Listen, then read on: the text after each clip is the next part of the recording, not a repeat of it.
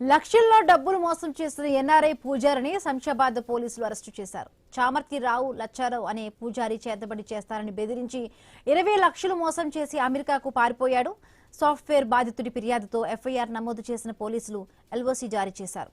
అమెరికాలో సైతం చీటింగ్ కు పాల్పడిన పూజారిపై గుడి యజమాని కేసులు పెట్టడంతో భయంతో ఇండియాకు రిటర్న్ కావడంతో శంషాబాద్ ఎయిర్పోర్ట్లో ఇమిగ్రేషన్ అధికారులు అదుపులోకి తీసుకున్నారు.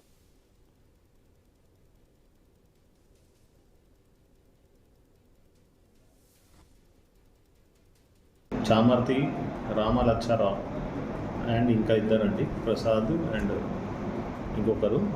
దాంట్లో తను ఈ ముగ్గురు కలిసి కంప్లైంట్ దగ్గర ఒక 20 lakhs రూపీస్ తీసుకొని చీట్ చేసిరని కంప్లైంట్ మీద కేసు రిజిస్టర్ చేయడం జరిగింది.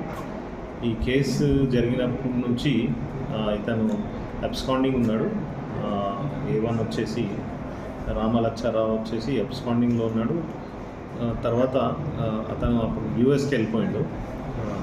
తర్వాత వచ్చేసి ఈయన పేరు మీద ఎల్ఓసి ఓపెన్ చేయడం జరిగింది, లుకౌట్ సర్క్యులర్ ఓపెన్ చేయడం జరిగింది. ఈరోజు 25 జూన్ 2026 ఇతను యూఎస్ నుంచి మళ్ళీ రిటర్న్ వచ్చినప్పుడు ఇమిగ్రేషన్లో ఇతన్ని డీటైన్ చేయడం జరిగింది. ఎల్ఓసి బేసిస్ మీద ఈయన డీటైన్ చేసి మనకు హ్యాండ్ ఓవర్ చేయడం జరిగింది.